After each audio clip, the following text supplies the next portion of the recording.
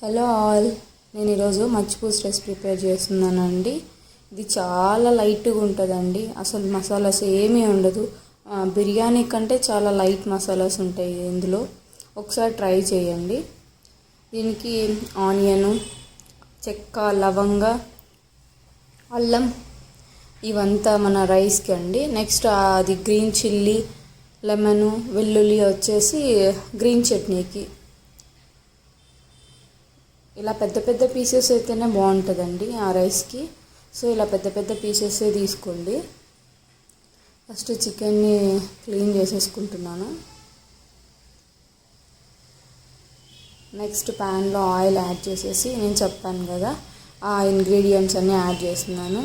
Onion, అల్లం, చెక్క, లవంగ, సాల్ట్, కొంచెం ధనియా పౌడర్, గరం మసాలా, అంతే అండి. ఇంకేం యాడ్ చేయట్లేదు నేను. ఆ ఫ్రై అయిపోయాక నెక్స్ట్ వాటర్ యాడ్ చేసుకోవాలి మనం. వాటర్ యాడ్ చేశాక మనకి వాష్ చేసిన పీసెస్ ఉన్నాయి కదా ఆ పీసెస్ని అందులో వేసేసేయాలండి. చూడండి, నేను అన్ని పీసెస్ని అందులో వేసేసుకున్నాను.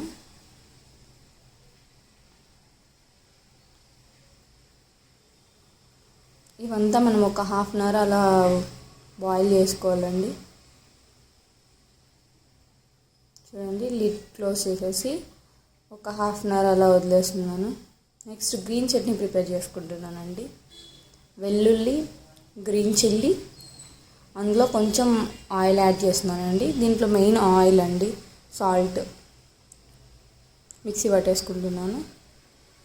చూసారా, గ్రీన్ చట్నీ ప్రిపేర్ అయిపోయింది. ఇందులోకి నెక్స్ట్ మనము లెమన్స్ యాడ్ చేసుకోవాలి. లెమన్స్ కొంచెం ఎక్కువగా యాడ్ చేస్తేనే బాగుంటుంది. ఇదిగోండి, ప్రిపేర్ అయిపోయింది గ్రీన్ చట్నీ కూడా. చాలా బాగుంటుందండి గ్రీన్ చట్నీ. చూసారా, హాఫ్ అన్ అవర్ తర్వాత ఎలా బాయిల్ అవుతున్నాయో. బాగా బాయిల్ అయిపోవాలండి ఇందులో.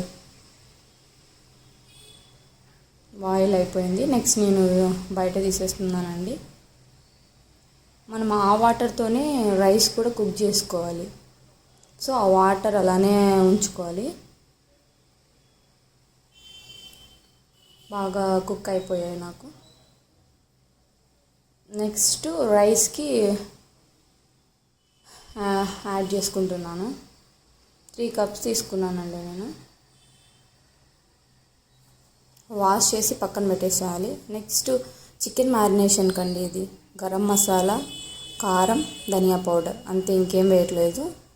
ఆల్రెడీ మనం సాల్ట్ యాడ్ చేసాం కాబట్టి అవసరం లేదు. సాల్ట్ తక్కువైతే కొంచెం యాడ్ చేసుకోవచ్చు.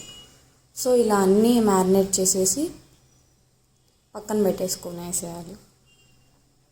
చూడండి, అన్నీ మ్యారినేట్ చేసేస్తున్నాను.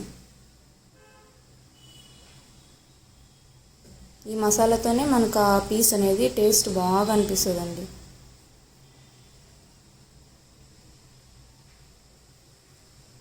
ఇదిగోండి, అన్నీ మ్యారినేట్ చేసేసాను. నెక్స్ట్ ప్యాన్లో ఆయిల్ ఎక్కువ ఏం అవసరం లేదండి దీనికి. నెక్స్ట్ ఆయిల్లో యాడ్ చేసేస్తున్నాను. ఇవి ఫ్రై చేసేటప్పుడు కొంచెం కేర్ఫుల్గా చేసుకోవాలి, ఎందుకంటే ఆయిల్ బయట పడిపోతుంది. సో కొంచెం కేర్ఫుల్గా చేసుకోవాలి.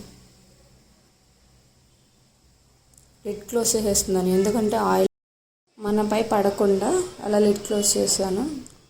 చూడండి, నెక్స్ట్ సైడ్ టర్న్ చేసుకుంటున్నాను. ఇదిగోండి, నాకు ఫ్రై అయిపోయాయి, తీసేసాను. నెక్స్ట్ మిగిలినవి ఉన్నాయి కదా అవి కూడా సేమ్ అలానే ఫ్రై చేసుకునేసేయాలి.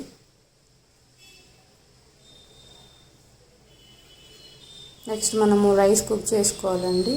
ఇందాక ఆ వాటర్లోనే చేయాలని చెప్పాను కదా, ఆ వాటర్లోనే వేస్తున్నానండి రైస్. 3 గ్లాసెస్కి 6 గ్లాసెస్ వాటర్ తీసుకున్నానండి. ఇలా 4 క్యూబ్స్ చేయడం వల్ల మనకి రైస్ అనేది విరిగిపోకుండా ఉంటుందండి. సో ఇలా ఫోర్క్తో యూస్ చేయాలి.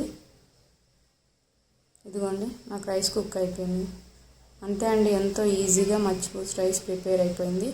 గ్రీన్ చట్నీ దీనికి డెడ్లీ కాంబినేషన్ అని చెప్పచ్చు. అలాగే మేము ఈ యోగర్ట్ మిల్క్ షేక్తో ఎంజాయ్ చేస్తామండి. ఎలా ఉందో కామెంట్ చేయండి. Thanks for watching.